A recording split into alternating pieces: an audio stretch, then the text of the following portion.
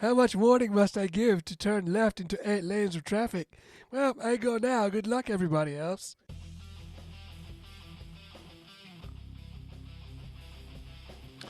Hello out there in Internet Land. This is episode 22 of the 2023 season of the F1 Chat. I'm your host, Phil Lamington. Seated to my left is a man who he's very happy with both of his drivers, and it is JB. JB, how are you, my friend? Yeah, good. I mean, not any podiums this weekend, but still good drives. Yeah, good car. And returning from assignment, he's been away for the last couple episodes, but he's returned, and he's a very happy man from last week. And it's Longhorn. Longhorn, how are you, my friend? I'm very well. Glad to be back. It's nice to have you back. We'd like to ask you, from the kickoff, how do you feel about Sogan Largent getting his first point in F1 last week? Well, I guess he's now gone from being the worst driver in Formula 1 to not have a point to now being the worst driver in Formula 1 to have a point. So, good for him. I don't know. Lance Stroll is still on the grid. That is true. That is Lance Stroll true. has points, though, but yeah. Lance Stroll's probably still in the top 10, isn't he? I swear every time No. we go and have a look, he's still there. No, No. he finally dropped out. Yeah. Oh, thank God. No, good on him. I guess it's a sympathy point. So, like, I know I'm going to sound harsh, but point to point, as you were saying to me earlier. Yeah, it doesn't matter if you win by an inch or a mile. Winning's winning. That's it. I'm just, good on him. He didn't crash out. So, Yeah, and he beat Lance Stroll in this race too, so he's doing all right. Just saying. oh gosh, Facts is facts. that is true. All right. So we just finished watching the Mexican F1, which was race 19 of this season. I have to say, that was the most exciting, boring race ever. Wasn't it? It dragged on. Yeah. It dragged on for ages, but, like, it did just enough to keep you intrigued. Yeah, there were Like, parts the throughout. gaps were still, like, close enough as to where something's going to happen Yep. within 3 laps. Yep.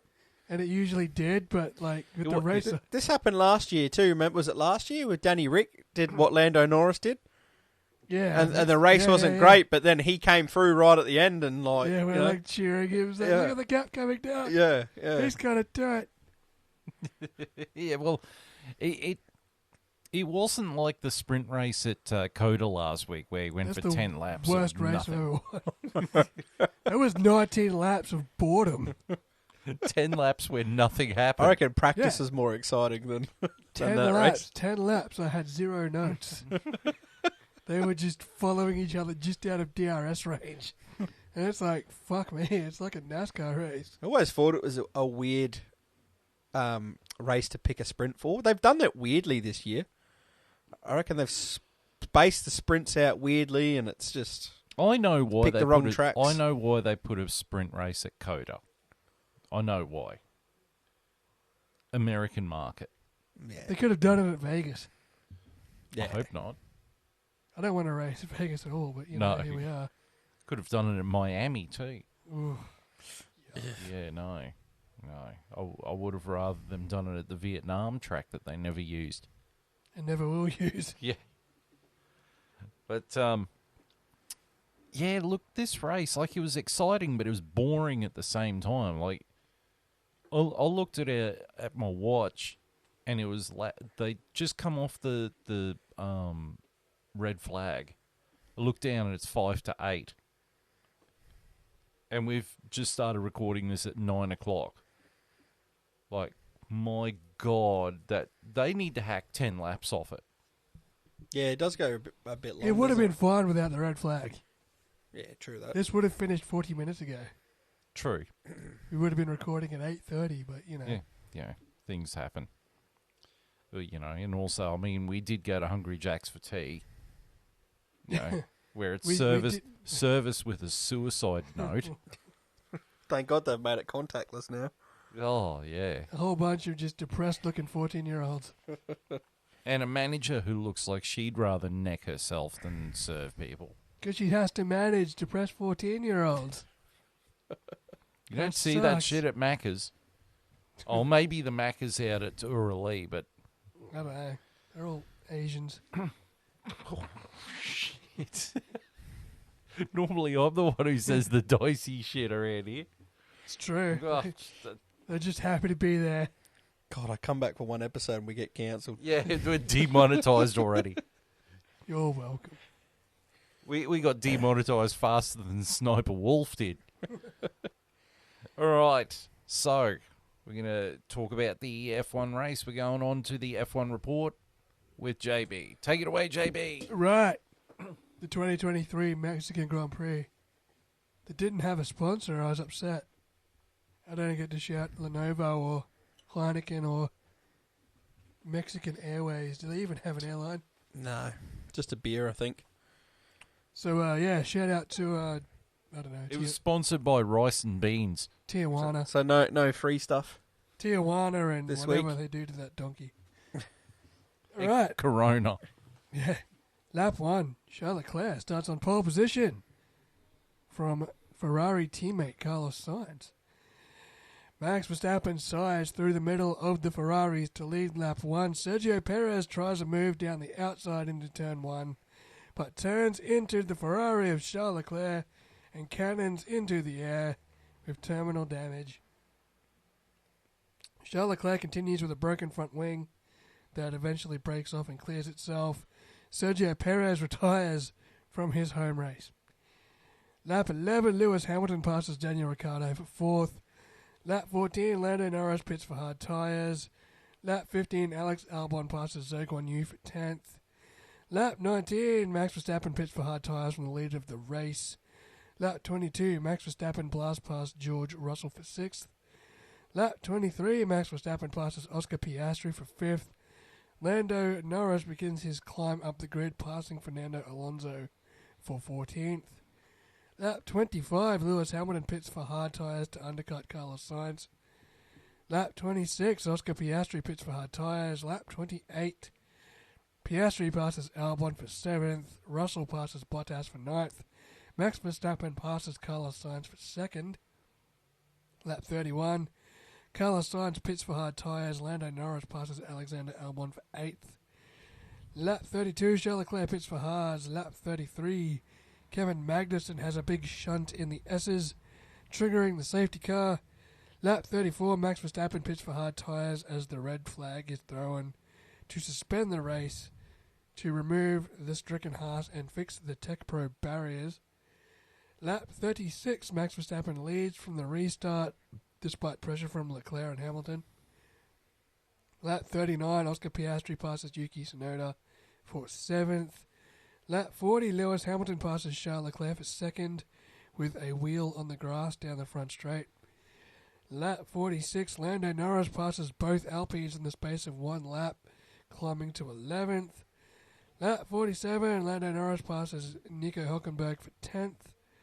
Lap 48, Fernando Alonso retires from the race in his Aston Martin, his second retirement in succession. Lap 49, after making contact the lap before, Yuki Tsunoda hits Oscar Piastri coming into turn 1 and spins. Lando Norris climbs up to 8th.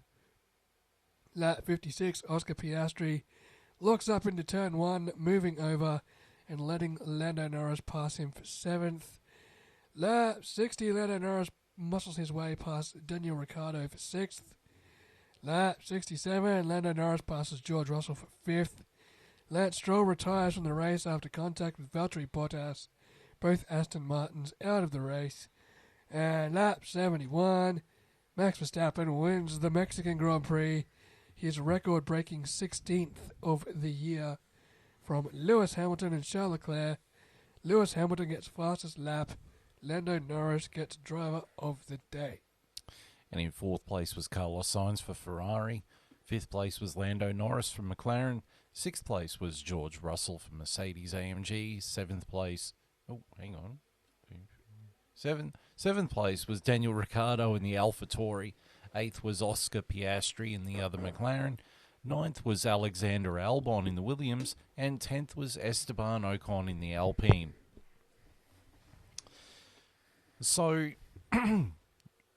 the accident with Leclerc and Perez, which drew the ire of the crowd, particularly the mass punch-up that occurred. The one guy in the stadium section that decided to punch anyone wearing a Ferrari shirt within, like, a radius of him. And there was about 3 guys directly behind him wearing Ferrari shirts. So they copped a whole bunch of punches from an angry Mexican who's, you know. It was nice to see, though, that Sergio Perez came out and said, look, yeah, it was my fault. Like, I squeezed Leclerc and he had nowhere to go and, you know. He was driving to the apex of a corner where 2 cars are already between him and the apex. That's the Family Guy meme with the Asian driver. It's like, how much warning must I give to turn left into 8 lanes of traffic? Well, I go now. Good luck, everybody else. Sergio Perez is like, I must be ahead of them. I'll just hit the apex. Yeah. There's not all the cars are behind me. It's just me now to turn into this corner. Like, it's all me now. It's all me. But that was a pretty nasty shunt. But then you got Kevin Magnussen. Kevin Magnussen was a nasty shunt. Yeah, and like watching the footage of it in slow motion, you actually see the left rear. Was it left or the right? It was the left rear. Was it? Yeah, right. It had snapped backwards. And then his car went, like, he's turning right, but the car is turning left. And it caught fire and everything. That must have been scary as fuck. Yeah, it was a pretty nasty one. Luckily, those Tech Bro parries are pretty soft. Yeah, they're pretty... It sort of like disperses the energy, so he wouldn't have been hurt so much, but yeah. He got out pretty fine by the looks of it. I think the brakes were on fire more than his actual car himself. Yeah. It wasn't a Romain Grosjean situation. No, well, I actually showed my mum the Grosjean crash. Yeah, that's... And she was just like, did he survive? Like, is anyone getting him out of the car? I'm like, he gets himself out of the damn car. Yeah, he survived. He drives IndyCar now. Not anymore. Yeah, not for long. He's losing his seat, apparently. Yeah, well, you know. Who does he drive for? Is it Chip Ganassi Racing? I think it might be Ganassi, yeah. Yeah, it is. They've got about 4 cars. Your favourite team. Yeah. They're high on my list. And you also had Lance Stroll got tagged by Valtteri Bottas. Yeah, that was just... what a day for Aston Martin. No, it just wasn't their day at all. I mean, Alonso was so off the pace, it wasn't funny. His second retirement of the day. That was the second fastest car at the start of the year. Yeah. And they were like 17th and 16th after 2 laps. And neither of them finished the race. Like, what a fall from grace. Yeah, well, They blew their load early, and now look where they are. Yep. Yeah. Dropped off the face of the earth. Right, well, we'll move on to the key drivers. First key driver for me was Lewis Hamilton. I think he drove a really smart race, and his team got the strategy right. Yeah, Mercedes had a really good strategy call. Yeah. But he drove a sensible race and, did his job. He likes his track. He likes his track. Yes, this is what, the 3rd or 4th time in a row it's been Verstappen, Hamilton, top 2, I think. Yeah, except last week he got DQ'd. Him and Leclerc both got DQ'd. Mexico race, sorry. Yeah. My next key driver was Charles Leclerc. I think with a broken front wing, he seemed to do all right for himself, Yet again, he was let down by Ferrari strategy. Yeah. Letting Lewis undercut him. And I think if they had tried to cover off, I think it's might bad be higher on that podium. You know it's bad when Bernie Williams, the analyst, the Scottish analyst chick. Bernie Collins. That one. Bernie Collins. Bernie Collins. I'm not going to attempt an accent. That was terrible. When even she's sitting there saying, what are Ferrari doing? Yeah. Like, why haven't you stopped him yet? Yeah, you did this last week and it didn't work. You literally did this last week, so you're just going to do it again. Well done. Yeah, like... But what was straight, like, the drivers liked it. the drivers Yeah, but seem it's to not agree. always up to the driver. I know, which is what she was saying. But there seems to be this thing at Ferrari where it's always a discussion between the drivers and the strategy team. Yeah. It's always like this massive discussion. Where other teams seem Maybe a bit it would more have like, worked in the long run had there not been a red flag. yeah, that's Had true. Lewis not put the mediums on, Yeah, maybe it would have worked out in the long run. yeah, that red flag probably hindered a few. That red People's flag races. pretty much saved Lando Norris's race. Mm. Yeah. Once he put the mediums on, he just started carving through the field. Mm. Well, I think the red flag helped Lewis Hamilton the most Yeah. Definitely. because he had the hards on when it came out, and then he came out with the mediums on. Yeah. My next key driver was Carlos Sainz. Flew under the radar, but he did all right. Held off George Russell for a bit there. Yeah, he had a pretty good weekend. I mean, he started on the front row, Yeah. My next key driver was Lando Norris. Yeah. You're starting Great drive. P9, P17, I think he was 17th, yeah. and finishing 5th. But That's- he almost did that twice though. That 17 to 5th. Yeah, He and overtook a lot of cars. he had the grunt under the hood to get the job done. So it was an amazing drive for him. That's 12 positions over a course of 71 laps. So And then some. I mean, it's 12 positions gained officially, but Yeah. he'd already gained like When they 8 had the red positions by flag, the time yeah. the red flag came out. So he wound up passing about 30 cars, I think. Yeah, it was Yeah. just about my next key driver was Oscar Piastri. He drove a smart race, and the team asked him to step aside and let Norris through, and he willingly did it. He didn't complain. I don't think he was going to until he locked up into turn 1, and then he's like, yeah, okay. He didn't have to pace though compared to Norris. Like it looked like, I don't know what it was, but Piastri was doing as best he could to be where he was, whereas Norris looked like he had the pace to get a It was podium the same today. last week. Piastri just really stagnated where he was. Lando was the one with more pace. Mm. It has been the same over the last 2 races.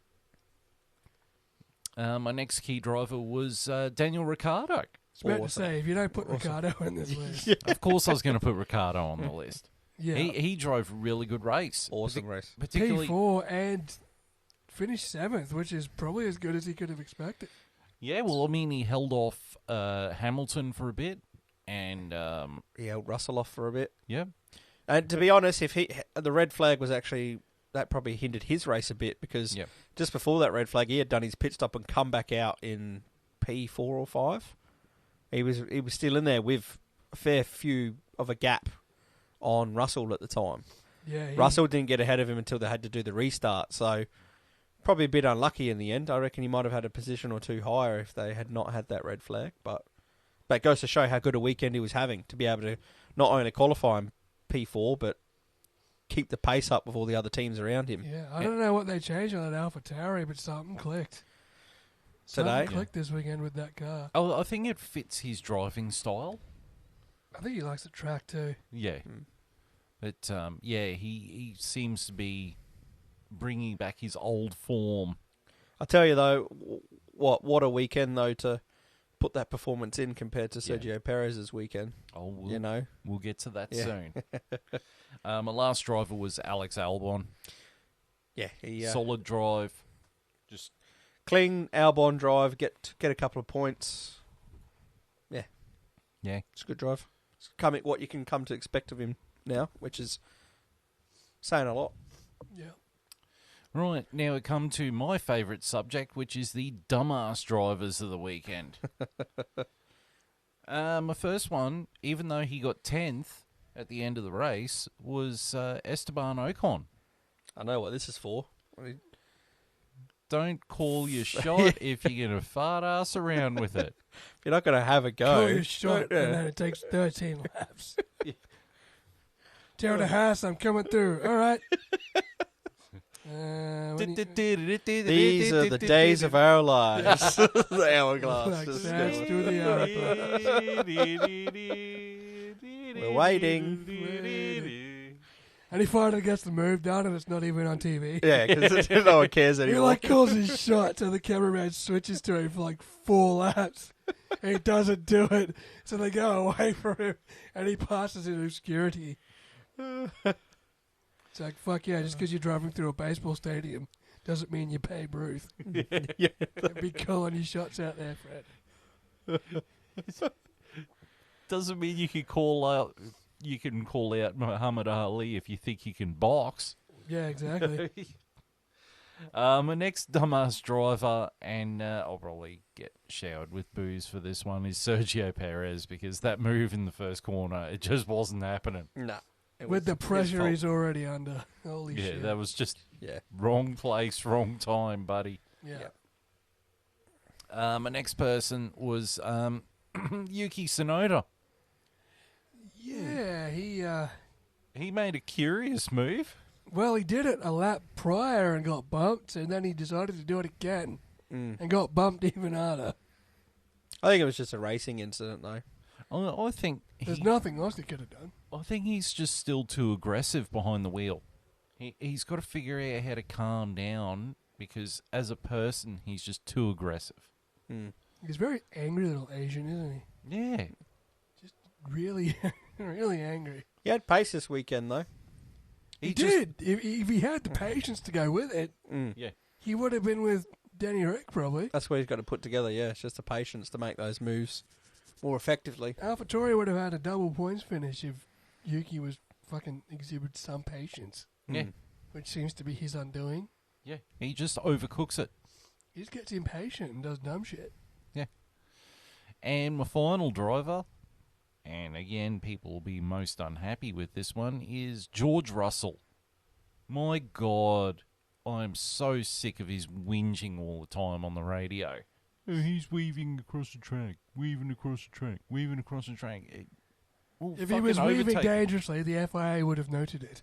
Yeah. That's right. But obviously it wasn't enough for the FIA to note it. So I think he does it so that the FIA will notice it. So they take notice. So Yeah. someone starts looking in that direction. Yeah. And it's just like, mate, if you can't overtake him on the track, that's a you problem, not a steward's problem.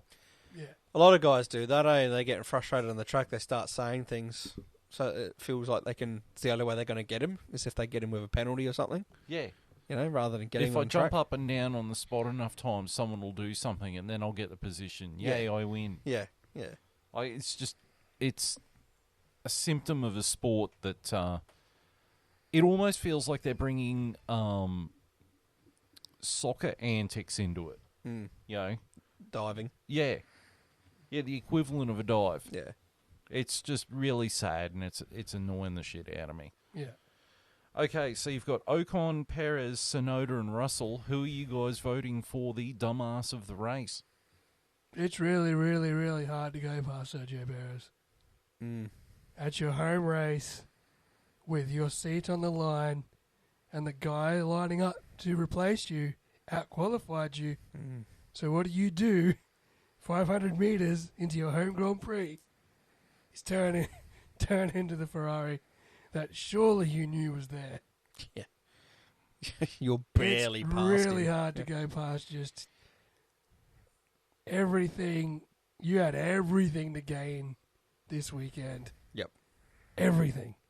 Your home race, the guy who's gunning for your seats ahead of you, you could have outraced him. You could have got on the podium in front of your home fans, started silencing some of the critics, and you don't even make it not only one lap into the race, you don't even make it one corner Instead into of the race. Instead of silencing the critics, he's just put more bullets in their gun. Instead of silencing the critics, he's basically sealed his own fate. Yeah. He is I at this don't think point. he recovers from this. No, I don't. I think that's it. I think this agree. weekend sealed his fate. There's been so many races this year where I've been like, wouldn't it be good if Red Bull had two drivers? Yeah. Because he's just either non-existent because he's done something or he's crashed himself out. Like, it has not been good enough. And I've heard there's been the ultimatum given into him that if he doesn't get second, he'll get done. But I reckon he'll get... I think he's gone anyway, especially after this weekend. He gets my vote too because of the same thing. All he had to do was put in a podium performance, get a podium at your home race, And he panicked. He went to the outside because he had a good start, and he thought, if I don't lead into this first corner, I won't win this race or whatever. And somehow forgot that cars still exists right next to him that he hasn't barely overtaken. Just turned straight into them, and it's like It's almost like, to use a poker term, he's playing on tilt. he is. He is so under pressure. He's letting it get to him. Yeah. He's let it get to him, and you can see it in his racing. Look, I mean, I would have voted for George Russell purely because I'm sick of him whinging. But it's Perez. It's Perez because this was his chance to unfuck this situation that he's in. He's throwing it away. And instead, he's put on another rubber and just done it again. He's bent this situation as hard as he bent his Red Bull. Yeah. Yeah.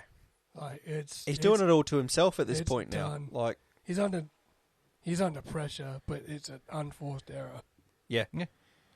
Like he drove into a dude in turn 1. Which a lot of it has been. That's been the problem. Is it's been his his fault. He's under pressure, but the only person fucking it up is him. Like he's got nothing else to blame it on. Yeah. It's not like he's been mechanical failure or taken out of the race by someone else. Mm-hmm. It's all been him. It's all his own faults. Yeah, Yep. he's in his own head, and it's fucking not a good place to be right now. No. Especially not when, as we said, the guy looking to take your seat is driving in a B-spec car and is out-qualifying you by 1. And had the race of his fucking season Yeah. at your home track. Yeah. It's finishing the race. Where you should have been having your race of the season. Mm. That's pretty embarrassing. Right, so we've only got one news item this week, which is that Marta Garcia has won the F1 Academy Championship. But this is where the F1 Academy Championship completely loses any credibility for me, is that you'd think because she won the F1 Academy Championship, she would get a seed in F2 or F3. Mm. No. She got a seat in the equivalent of Formula Renault. Well, it's feel like that should just be a straight step into Formula 2. Yeah. or Formula 3. Or F3, yeah. And instead, she got a seat to a feeder series that leads to F3. Well, maybe that's the step she has to take. I don't know. Yeah. Good luck to her. And, but it's kind of made the entire championship redundant if that's the best you can get after you win this. Yeah, not even Formula 3. Like Formula. Yeah, I mean, like, at the end of the day, F1 Academy, to me, felt like the same equivalent as Formula Renault. Yeah. So you'd think the next step is F3. Like, if you're competing in those two and you're winning. You might as well have won a seat in the A1 World Grand Prix. Yeah. You know? Yeah. For the relevancy. Or won a seat in Super Aguri fucking racing in Japan or something. You know, it really is redundant and gets you precisely dick. Gets you nowhere. Yeah, well, it might get her dick. I mean, so what? She's won that. So now she's got to try and win Formula Renault to get into Formula 3. It's called FRECA. It's Formula something at Alpine. Yeah. So it's an Alpine championship. Spec series. Yeah. It's Formula Renault. Yeah, that's It's why I called it Formula Renault, Renault, because it's got this long-winded title that spells out FRECA. Yeah. And it ends with starts with Formula and ends with Alpine. So you might as well just call it Formula Renault. Formula Renault. It's just it's a nothing championship she's gone into, and she's driving for Prema Racing in it. Mm. Yeah, I just thought it should have gotten her an F3 seat. At least, yeah. Yeah, Definitely. right. So now that Longhorn's back, we can bring this part of the show back. The racing strategy. We're back, and we're going to do 2 this week. Oh boy. Oh boy, all right. Love it. Love some babble. Okay, the first one. Red Bull. Ooh. So, JB, I'll give this to you to kick off. What are the positives of keeping Sergio Perez at Red Bull? After today, none. Okay. I can't defend him. I can't defend him anymore. He's broken in the head. Yeah. It's not 2021 anymore. So I don't really need to ask the negatives. Okay, so we'll move over to Longhorn then. The positives of Daniel Ricciardo replacing him. The positives are the team loves him. Max loves him. Fans love him. And after today, he might still just have something in that tank. He might be able to offer, I think he definitely does offer more than Perez at the moment.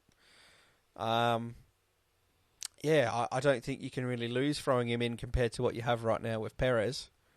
I think the positives are endless, really. I mean, the marketing, like I said, the fans, all that brings with it.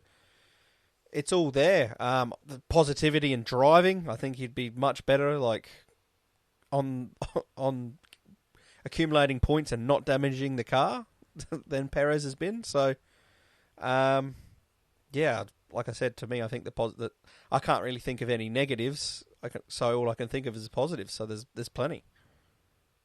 Yeah.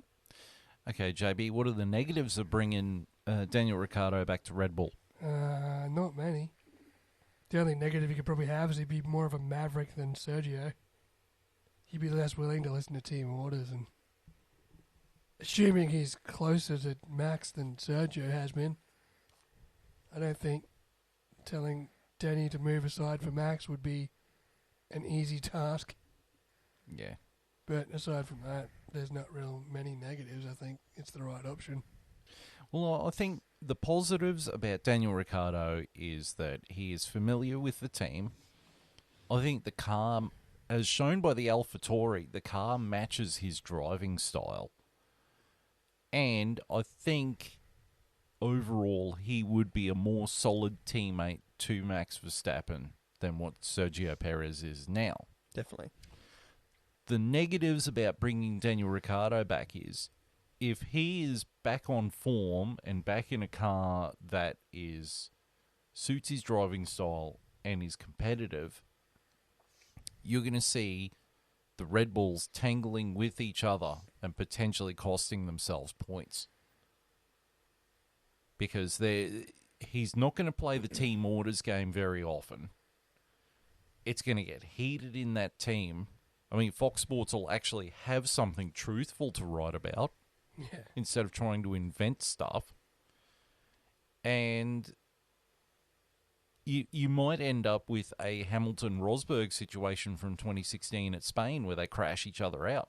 I mean, we've seen it before. Would he, though, being that this is his second opportunity and a lucky one at that, to get this opportunity if it comes through, do you think he'll be as, the way he was when was it 2016 Red Bull when they were fighting, and do you think it'd be like that, or do you think he'd be a bit more willing to listen to team orders this time around? No, he knows this is his last shot. He's going to want the title. He has to have a chip on his shoulder. Yeah. Or else why do it? But that's also kind of what Red Bull want, really, because, I mean, they had the perfect what's the word? Perfect rear gunner in Perez. Tail gunner in Perez. And that hasn't seemed to be enough to satisfy the Red Bull. Yeah, it's very strange. They really want their two drivers to be competitive against each other. Yeah. And yeah, they want what Mercedes had. Yeah, but all Mercedes ever wanted was a lead driver and a tail gunner. Yeah, they were mostly happy when they had Bottas and Hamilton. Yeah. Not the Rosberg Hamilton. But it seems Red Bull wants Rosberg Hamilton. Yeah, which is strange. Which is good for us viewers, because if they're going to dominate the way they are, at least want to see someone different at least race win it. each other. Yeah, But with Perez, I think the positives are that very thing. They've got a clear number one and a clear number two. The problem is the number two is not exactly in number two. He's more in number 10 or DNFing. At the moment, yeah. Yeah, he's not a very good tail gunner if he's not there. I think that your tail gunner doesn't work if your tail gunner's back at base. I think Perez has finally cottoned on to, I'm not going to win a world title. Oh, yeah, I think he's known that. I think he's cottoned on to that, and now his drive to want to be in the sport is over and done with. Yeah, I think that started the decline. I think is a mix of that of him realising I'm never going to beat Max. So I think he took his foot off the gas a little bit and thought, I'm just going to coast in as the number 2 here. And then the performances has lacked, and then the team's got in his head by putting pressure on him, and we've just watched this downward spiral of this guy who, when he first came into Red Bull, we were like, hooray, Red Bull's found their driver after he helped Max, with his defence, and we're like, here you go, they got the perfect tail gunner. We've just watched him spiral from that to got to get him out of the team. Well, here's my big question as a side note then. Do you think that Red Bull will replace Perez with Ricciardo over the off-season? Yes. Yeah. I don't think they're waiting anymore. I believe so. What's the point? What's the point of having another year of Sergio? Yeah. What's if they the want to point? get rid of him anyway. What's the point? I think he's got a clause in his contract saying they can't let him go early. That would be the only thing that saves him. Yeah. I reckon Because it's if there's not, there's 0 point keeping him. I reckon it's what I said a while back, that I reckon the clause is if he finishes P2 or high, they can't. Yeah. But anywhere out, they can. Yeah. Hence why it's come out and basically said that the ultimatum is you got to finish P2 or you will get changed. Because at the end of the day, like you said, the performances is like, what does it matter if he's P2 or P3 at this point? You want another year of this? Yeah. You want another year of him driving on tilt? Maybe he'd drive better because he knows for sure that he's out at the end of next year.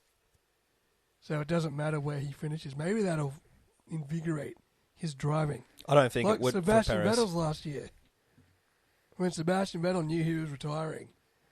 And he drove that shitbox Aston Martin. But Vettel did it on his own terms.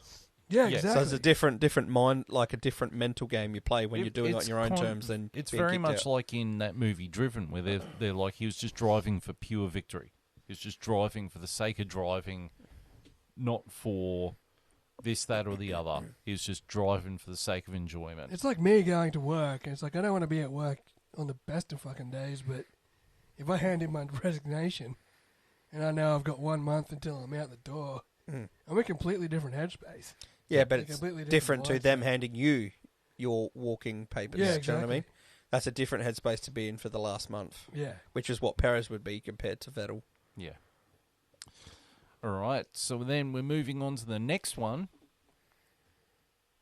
Aston Martin. We've been getting towards this one. So, Longhorn. Don't make me do it. Actually, no, I'll get JB to do it. JB, what are the positives of keeping Lance Stroll? This is an even more loaded question than what are the positives of keeping Sergio Perez at Red Bull? This is like when you tried to ask me the positives of Logan Sargent all those weeks ago. We just spent all this time saying how Sergio Perez is driving on tilt. Lance Stroll is driving on fucking tilt.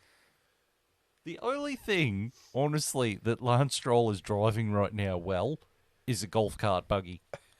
Is the fucking buggy back to the pit lane? Or Which isn't even been driven by him. or the golf cart buggy from his villa to his tennis court. Yeah. Hopefully he's hitting his tennis forehands well because... You sure as fuck ain't hitting the apex as well. I've never seen any bonus in keeping Lance Stroll, ever. I don't know what his contract situation is. I actually think it expires next year. Yeah, no, I've heard that it expires next year. But not only that, I've heard that his contract expires next year. But I've also heard that Larry Stroll is thinking about selling the team. Well, Yeah, right. So that do you think he's looking at selling the team because there's so much pressure to get rid of Stroll? I think he's looking to sell the team because he knows that Stroll is out. Like, Lance is out. So Don't he's need like, to own well, it anymore. I don't need to own the team because my boy is buggering off. He's So I not good might enough. as well just get rid of it and someone else can deal with it. Yeah, 100%. which I think is a ridiculous notion. Imagine being that wealthy. Yeah, that if you you're literally just owning bought- the team because your son's there. Yeah. Yeah, Oh, my son's leaving. Oh, well, I guess I have to look after this team anymore. yeah. It's like, what? Whose fucking team is it? So it's Lance's team all along. Yeah, 100% it was. 100% it That's was. fucking Yeah. stupid. Daddy bought me a team. Daddy bought me a race Formula car. 1 team. Daddy bought me a race He brought car him into team. the sport. He jumped up from F3 into F1 because Daddy Stroll gave Williams like $40 million or something. Yeah. Yeah. All right. So, what are the negatives of Lance Stroll? The negatives of Lance Stroll or the negatives of... How come you get the fun questions? Because I like to watch him swerve. God, the negatives of bloody Lance Stroll. Where do we start? Probably at the eyebrows, to be honest. Yeah, the guy's got... You'll be there a while. He's got the personality of a wet blanket. He's just an absolute personality vacuum. I can't wait to listen to him talk every time he comes on. He's just got that typical fucking rich boy Yeah. aura about him, eh? He's got that shit attitude that I just can't stand. Private school piece of shit. Yeah, never had to lift a finger in his life. Literally had a Formula 1 team bought for him by Daddy. Never like, had to that's clean his life. room. That's what the hired help's for. Yeah, exactly. And he just walks around like that, and he ain't shit. That's the annoying part. If you're going to be that way, at least be the best or something. But he ain't good enough to be on the grid anymore. Like, there was a time where Lance Stroll had some talent, and he's put in a couple of performances here or there, but... You had one good race. Yeah, but... in Istanbul. Never anything good enough to sustain the amount of time this guy's been in the sport for. He should have been replaced 10 times over. He's holding this team back. He's never going to help this team go forward. I mean, just look at the points difference between him and Alonso this year. Yeah, the guy's just not good enough. He's a cancer, in my opinion, to the team. He's a cancer to the sport. And I can't wait till I never have to look at him ever again. Here's an interesting question to raise. All right. I know there's a vast points difference between them. But do you think... Well, who do you think is the better driver? Lance Stroll or Sergio Perez? Oh, God. You know what? I'm going to say something. I'm going to give my opinion. I think Logan Sargent's the better driver. No. And again, like, I know the points don't show it, but I mean, like, Aston Martin had the second best car at the start of the year, whereas the Williams has slowly come on board. It's come online. I think the thing is, and I've said this before about Sergio Perez, he comes across as wanting to be in F1. Yeah. I think Lance Stroll is just there to make Daddy happy. And Lance Stroll is a slightly successful Nikita Mazepin. There's definitely two different motivations you have when your dad can buy you the bloody team and give you your seat compared to you having to get there off your own merit. But when I say own merit, that doesn't mean Logan Sargent's not a paid driver, because he is. But he's at least had to get there off millions, not billions, I guess, which is a big difference in this sport. He's had to fight for it. Yeah, somewhat. to some degree. He's had to have a bit of talent to get there. And to be fair, though, Stroll had talent coming in. He won F3. He had some talent coming in. When he was at Williams, he wasn't too bad either, back when he come in. He's just declined. It didn't last very long. And unless you even, it's been proven now, because even when there was a Racing Point, right, and they copied the Mercedes, and that year they had a really good, decent car. He's just never that driver who's like, he's never going to be he's not a number one driver. He's never been a number one driver in any of the teams he's been in. The other driver's always been better than him. Yeah. So if he can never beat his teammate in machinery, which is essentially who you've got to beat, that's your metric in this sport, is your teammate, because the cars can be so different. If he can never ever beat his teammate, then what's it like? Yeah, that shows you everything you need to know. And he's been around long enough showing you that it's time to get him off the grid. The talent's not there. Ironic that the two guys with similar trajectories in Sergio Perez and Lance Stroll were like ex-teammates. Yeah. Yep. They're both driving on tilt. They're both on the downward spiral. They're both questioning their motivation and their will. I think Stroll's thing this year is for a lot. This is the first year he's probably had the most amount of pressure because he's had a former world champion that is still wanting to be in the sport. Like when he had Vettel was kind of there as a adversary to the team. You know what I mean? Like I think Vettel was on tilt because he was ousted from Ferrari. a bit of that, but also a bit of like Vettel knew his time was up. Vettel was going to retire. I'm sure Vettel was happy to sort of help Stroll in a bit. Alonso's come in, like Alonso still thinks he's 22 going for, he still thinks it's 2005. And at the he's start of world the year, champion. he drove like it too. That's Well, what- when he beat Schumacher. That's what I mean. That's who Fernando Alonso still believes he is. And he's still a great driver. But that's who he still thinks he is. So he's come in and wiped the floor with Stroll, essentially, until the cars caught up. But this is the first year I think Stroll's had that pressure of, like, someone's absolutely dominating you. He's sort of been there where, like, not enough to, like... It's just been so highlighted this year, especially with the trajectory Aston Martin's been on. It's finally like, okay, Lance, you need to now take that step with this team because that's where this team's going, and he's just fallen. And it's not like Lance was driving to the car's potential at the start of the year either. He never has. No. Yeah, like Lance couldn't even match the potential of the car, Yeah. let alone what the car is now. Piece of shit. But what the car was at the start of the year, Fernando Alonso could match the potential, but Lance never caught up to the car. Yeah. So he's just never had it. He never outdrives never had it. the car. Like, there's just certain drivers like that. They'll never outdrive their machinery, and if you can never do that, Yeah. you'll never beat, half the guys on the grid. I don't Because- think he even gets the car to its limit.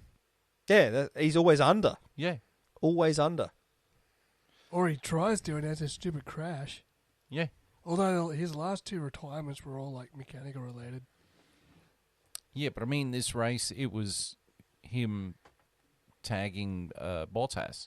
Yeah. Oh, yeah. Basically. It was a move that wasn't on. No. It wasn't going to happen. And he paid the price for it. Yep. Well, the only other person I can come up with that can replace him is Felipe Drugovich. Because he's their reserve driver. Yeah. I think Stoffel Van Dorn's there too. He's very much up in the air, though, old Stoffel. I did see him on F1 TV wearing an Aston Martin shirt. Yeah. So he's there. I mean, doesn't mean he's going to be the guy to replace him. I'd go with Drugovich over Van Dorn any day. Yeah. Yeah. But Well, what do you think are the positives of Felipe Drugovich? talent. I mean, to a degree. Yeah. But Talent, he's no worse ability. than Logan Sargent. Yeah. I mean, he'll be no worse than the current version of Lance Stroll. Well, I mean, Drugovich won F2 last year, didn't he? Yep. Yeah. Yeah. He at least he wouldn't be worse than Lance Stroll now. That's it, yeah. He'd only have upside. He'd only improve from where, He'd 'Cause only have upside. Yeah. even if he fucking bins it in his first race or whatever, he doesn't have a very good race, or even a very good first couple of races. You wouldn't get much more than what Lance is doing now. You're not losing much. Yeah, exactly. Yeah, you wouldn't lose out what you're getting. What do you get? Are you getting a rookie who's trying to get his feet wet and get up to speed in Formula One, or a guy who's been driving on tilt all year? Yeah. Even when the car was good. Well, what do you think of the negatives of Felipe Drugovich? Negatives. Would it take him some time, being a rookie coming in, to get his feet wet? Yeah. Potentially, The you know? only negative would be experience. Yeah, that's the only thing. But I mean, he's one of those drivers who's done everything you're meant to do till you get that seat. He won F2, and he did it comfortably. I remember watching him in that season. He's better than any F2 driver we've got currently this year. Yeah. So he's probably the best young talent that hasn't been given any experience available at the moment. The only negative would be is he going to get up to that speed straight away where he's not going to have too many crashes? I can't see him not having the pace, at least of what Lance Stroll has. As JB said, there'd only be upside to throwing him in. He could step in the car and be doing what Lance Stroll's doing, either off the bat or within 3 races. Yeah, I reckon he'd be closer to Fernando Alonso quicker than we think. Yeah. All right. So that's a positive for Ricciardo and a positive for Drogovic. Yeah. Cool. Yep. All right. So we're going to move on to the Drivers' Championship. That's the one we're after. The Drivers' Championship. So Max Verstappen is leading the championship and has won it with 491 points. Sergio Perez is second with 240 points. Lewis Hamilton is third with 220 points, and he is closing that gap.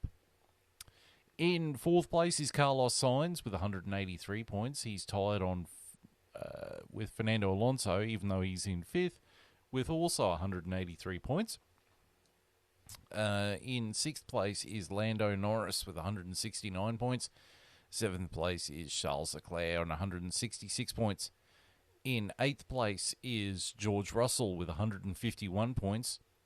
Ninth place is Oscar Piastri with 87 points. And rounding out the top 10 is Pierre Gasly with 56 points. And the team standings, Red Bull Racing has won the Constructors with 731 points. Holy shit. And they're not done yet. We've still got 4 races left, I think. Somewhere, yeah. Yeah. 3, 4. Brazil, Vegas. Brazil, Vegas, Abu Dhabi. Yeah, 3 races left. In second place is Mercedes with 371 points. Third place is Ferrari with 349 points. McLaren is in fourth with 256 points. Fifth place was Aston Martin with 236 points. Sixth is Alpine with 101 points. Seventh is Williams with 28 points.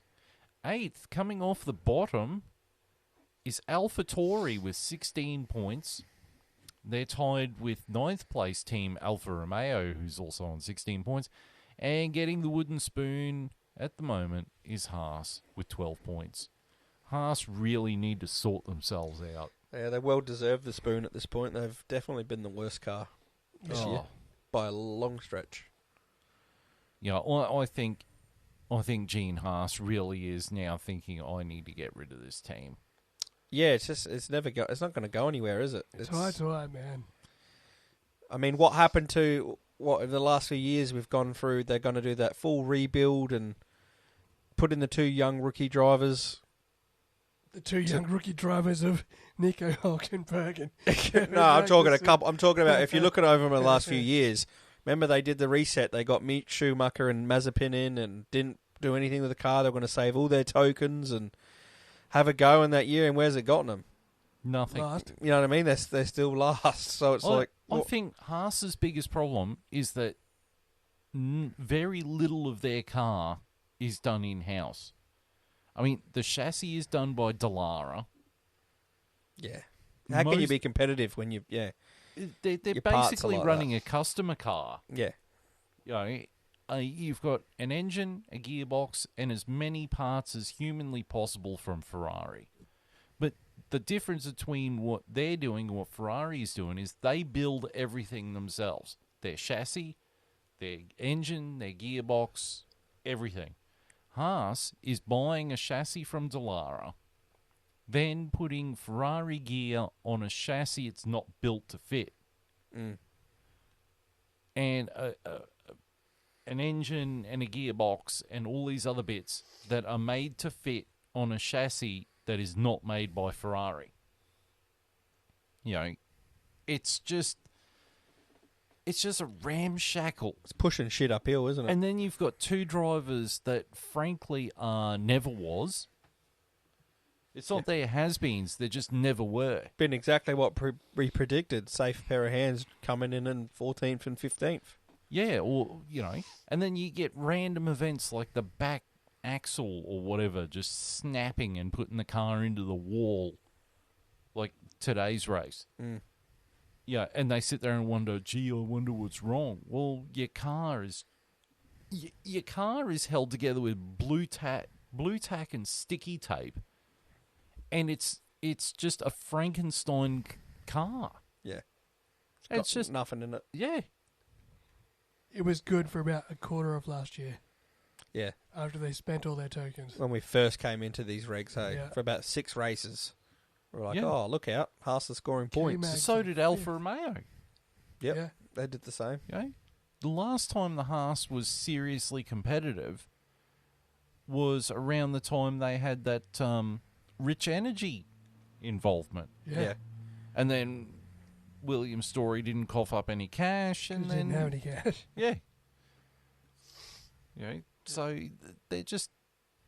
they're all over the shop. And frankly, they deserve it. Yeah. And I don't want them to be at the bottom. I want them to do better. No, they deserve it. Fuck 'em. Yeah. But, Fuck them. Like, Gene Gene Haas... Haas never took this seriously. Like, if he's not going to fucking take it seriously, he's going to get what he fucking deserves. there are teams that want to be on the grid. Look at all the rigmarole that Andretti's getting put through. Yep. Yeah. Why And isn't he- Haas being and- put through that Yeah, same well, thing? Haas is sitting there going, well, we're already on the grid and da-da-da-da. It's almost like they went to the Humpty Dumpty school of hard knocks. Like, just no clue. Yeah. And they just simply do not deserve to be on the grid. I think Haas is purely there because of the revenue money they get from Drive to Survive and from Gunther Steiner being all over the damn show. Because if it wasn't for that, no one would give two shit nuggets about the team. Yeah. Yeah, and exactly that. Like, giving how Haas has performed, how's Gunther Steiner still in charge? Let's be real. Like, we all like Gunther Steiner, but if we're going to go off a results-based sport, which is what this is, Haas hasn't improved one bit. No. And every year, it's like Haas is going to pull Gene Haas is going to pull the funding because they're not doing anything. It's like, pull the funding already. Give someone else a license to buy themselves onto the grid that wants to have a go. Because you're literally coming last every year and you're not making any changes. Like, You're using an outdated business model. Yeah. And it's just not working. And you're not coming to the party. And, it's sink or swim in F1. And they're not The swimming. embarrassment of being on the bottom isn't enough for fucking Gene to change his mind. And I mean, who came last? It was Williams that came last year, wasn't it? Yeah. And a year before that, which was 2021, Was Haas. it was Haas. Yep. That was the Mazepin Schumacher year. Yeah, the And lack of investment Yeah. year. Then last year they did half all right for the first 6 races. Because they spent all their tokens. Yeah, and then towards the end of the year, I think Schumacher got some points towards the end of the year, and they think they came 8th last year Yeah. or something, But a couple up. But then they were highlights way worse. That highlights part of the problem. They got rid of Mick Schumacher. The Yeah. guy is talented as a driver. Yeah, I think he But would instead, have, you bring back two old hands in K-Mag and Hulkenberg. Particularly Hulkenberg. Hulkenberg has done zut. His entire career, he has done zut. And you bring him in and get rid of Mick Schumacher. It's just, it befuddles the mind. I think that the Ferrari strategy team is insane, but yet Haas manages to outdo them on a business level. It's just nerve-wracking. We don't think. Yeah, no, they don't.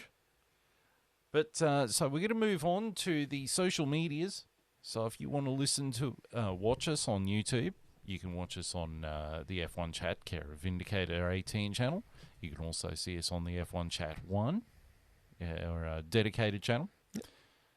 You can interact with us on Facebook on the F1 Chat.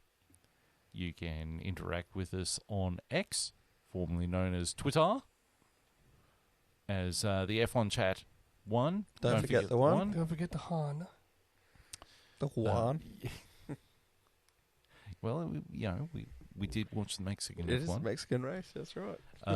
You can watch this video on Rumble in the F1 Chat, and you can listen to us on the Spotify on the F1 Chat. Heck yeah. Right, so we're back again next week. Woo. With Flying through. Brazil, Triple header. which the race that should be the one that finishes the season, but that's it's a story for another day. So yeah, Brazil, chances are it'll be a wet race because most of the time it is in Brazil. Yes.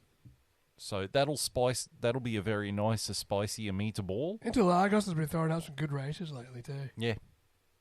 Yeah, well, it always has. Yeah, historically it's always been a track that produces some good racing.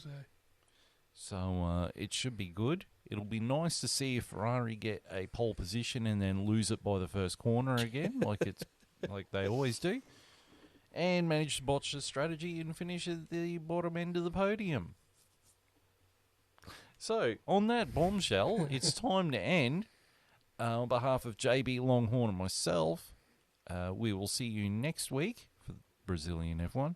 Until then, it is goodbye.